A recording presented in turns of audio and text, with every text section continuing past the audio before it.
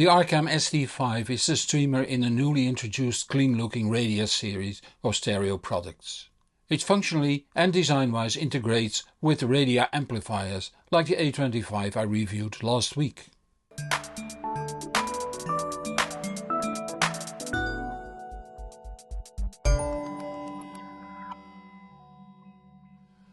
As said in the introduction, the ST5 offers functional integration with the Radia amplifiers, meaning that when installed correctly, switching on the ST5 also switches on the amp, sets it to the correct input, while the ST5 controls the volume control on the amp. The design also matches the other Radia components, although the ST5 is lower and has no controls on the front. But let's first see where it is to be used in general in a stereo.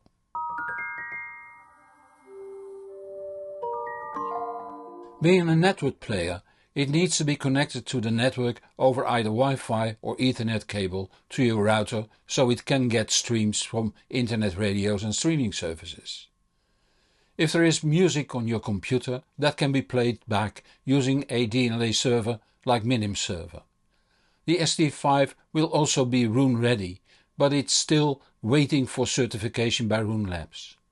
On the other side, it needs to be connected to an amplifier that in turn is connected to a pair of loudspeakers. The connection between the ST5 and the amp will often be analog over RCA cables. But if the amp has a digital to analog conversion integrated, like the A25 I reviewed last week, can also be connected over either SPDIF or Toslink.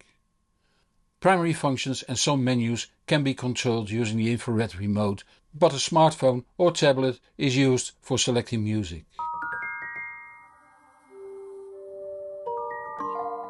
The black anodized aluminium cabinet has thin yellow accents on the sides. The measurements are 431 by 328 by 57 mm and it weighs 3.5 kilos. The front only has a one-line display that is readable from about 2.5 meters distance and an LED to indicate the standby status. On the rear we see the IC mains inlet with next to it the power switch. A micro USB connector is for service purposes only. The control connector is to be connected to the A25 amplifier when used to control it from the ST5. If you use a wired network, it has to be plugged in here. A USB drive holding music can be connected to this USB-A receptacle. The infrared output is to be connected to a infrared input on an amplifier. The ST5 then passes on the IR codes to the amp. The amp can be switched on and off when this trigger output is connected to a trigger input on the amp. The infrared and trigger signals are not needed if the control cable is used between the ST5 and a Radia amplifier. They are there for legacy products. Then the outputs, starting with the digital ones. One optical Toslink output and one coax SPDIF one.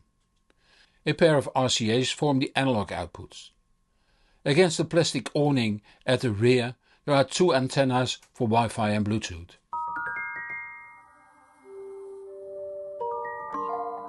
Once the top is removed, we see a largely empty space. The reason for this is that you stack an amplifier and streamer, you want the amp to be on top since it dissipates a lot of heat. Therefore the size of the ST5 housing has to be as deep as that of the amp. An additional advantage is that you can keep the power supply and display electronics away from the audio electronics. That power supply is a switch mode type, which is fine if it's done well. Whether that is, we see during the listening test. Then on the main board we see the system control electronics, while the middle of the board holds the Wi-Fi and Bluetooth radios in a shielded housing. Then a narrow section that handles the digital audio with two buffers and a PCM9211 digital interface, ADC and router chip. The analog to digital part is not used, of course. From there the digital signal goes to the ESS ES9018 DAC chip that has its clock oscillator very close by. Texas Instruments LME 49723 op amps then send the analog signals to the outputs. As a network player added to a non-Radia amplifier, the ST5 works fine. As said, it can be connected to the amp directly over analog RCAs or connected using an external DAC or an internal DAC in the amp. It can be put in and out or standby on both the infrared remote and the app, as can be the volume unless the output is set to fixed. The infrared remote can further switch the display to showing the input like Qobuz, Roon, etc. or the sampling rate. Switch off the display, make some settings, skip tracks and play pause. In the app the settings can't be changed. Opening the app shows the sources. Presets show 6 internet radio stations that can be set to meet your preferences. Radio lets you browse or search through the immense amount of internet radios. Let me show you the browse function and look for BBC Radio 3. We do that by location. Select Europe, then UK, England, London,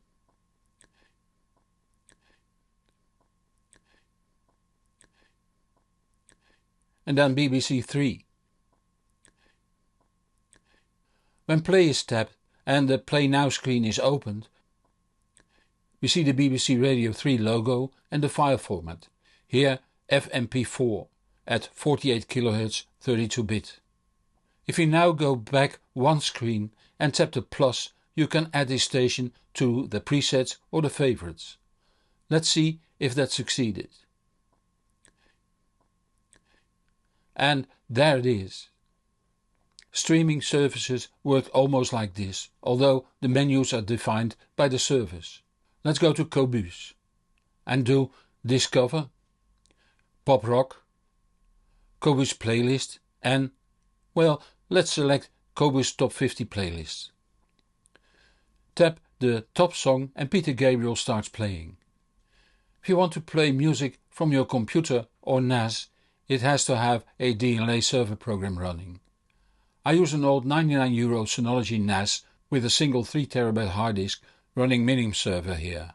It is named Syn3T. Selecting UPnP shows you the UPnP server, in this case servers, in the network. I select the Syn3T Minim server and select search menu, then Pink Floyd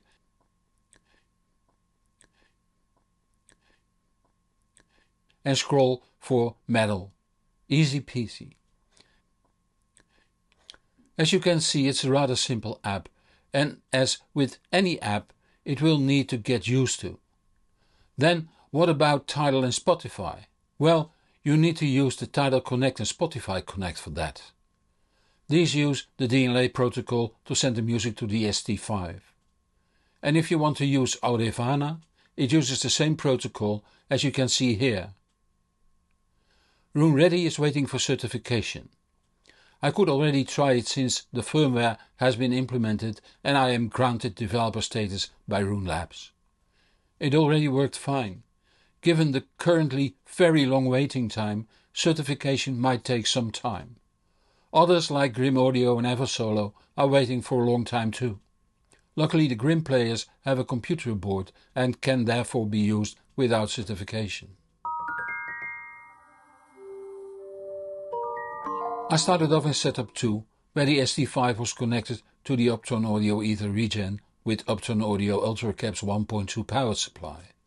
From there a patch cable runs to the central switch on the 3rd floor.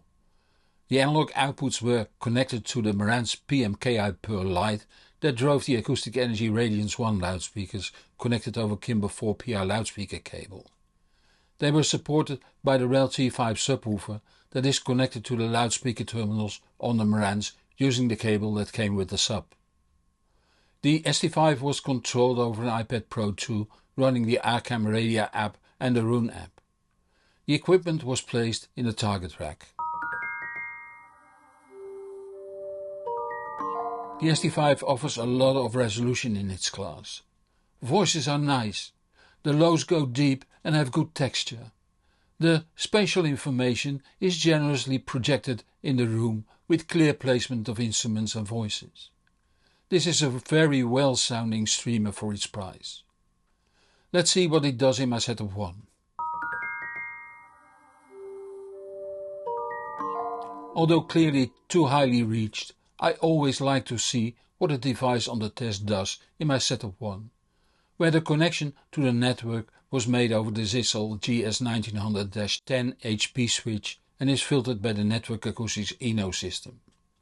The amplifier was the AX520, connected over Siltec London RCA. It drove the PMC FAC12 signature loudspeakers on Stack Audio A25 isolators and connected over AudioQuest Robin Hood Zero loudspeaker cable. The ST5 was controlled over an iPad Pro 2 running the Arcam Radia app and the Rune app, and the equipment was placed in a Creative Trend 3 rack. Here became even more clear how good the lows are this streamer reproduces. Lows can be the victim of jitter quite badly, not here. Voices can get harsh due to jitter, but again here voices are remarkably clean. And one of the first things to get damaged by jitter is the stereo image. Again, not here. Sound-wise, the ST5 outperforms many of its direct competitors. Since they are from the same Radia series and have integrated functionality, it did make sense to try them together. The manual describes clearly what settings have to be made to have them work as one unit. And it's not difficult at all. From that moment on, you can use only the ST5 remote or app to also set the volume on the amp. And as soon as the ST5 is used, the amp automatically switches on too. The volume on the amp can be set by the ST5 remote control and app. Even if you use a DLA controller or for instance Audivana over DLA, both the ST5 and the A25 start up while the input on the A25 is set to the streamer input. I have tested it with Audivana and it works just fine. Even the volume control in Audivana changed the amp's volume, just as you would like. Also with Rune, the pair started up fine and the volume control in Rune set the volume on the amp. And, if you've missed it, no, the ST5 is not yet Rune certified. I could test that since I have a developer's license. Let's see how I tested the pair.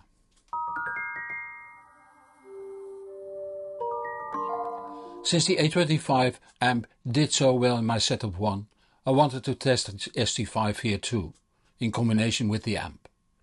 Again, the network connection was over the Zissel GS1900-10 HP switch and is filtered by the Network Acoustics Eno system.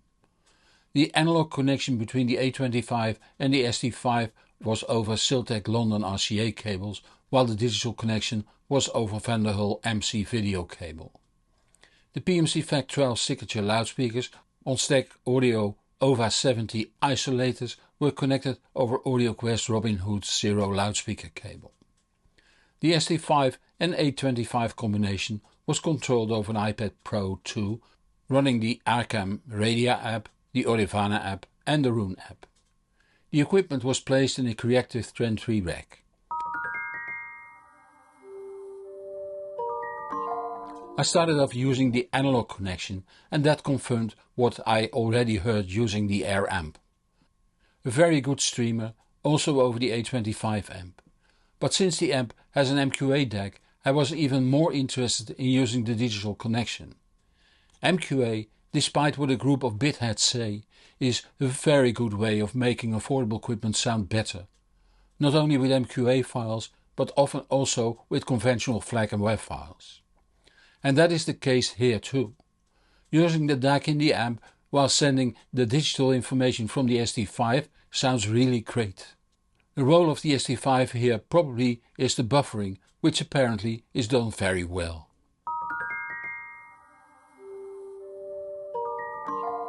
The ST5 will set you back €949 and sound-wise it's worth every penny. I prefer the sound quality over that of an Eversolo DMP A6, which is roughly the same price. Where the Eversolo has a touchscreen, supports more streaming services and has a more luxurious app, the ST5 wins on sound quality and integration. You have a Solar Master Edition with B-Technique LPS A6 power supply, as I use, is again one step up, both in sound quality and in features, but we're talking about €1600 then. When combined with the Arcam A25 amp, you buy a setup that can handle very many loudspeakers, sound great, works like one device and works together with DLNA, Connect streaming services, Qobuz, Amazon Music and after a while, if the certification is finished, Roon. And on that bombshell we come to the end of this video. As usual, there will be a new video next Friday at 5 PM Central European Time. If you don't want to miss that, subscribe to my channel or follow me on the social media so you will be informed when new videos are out.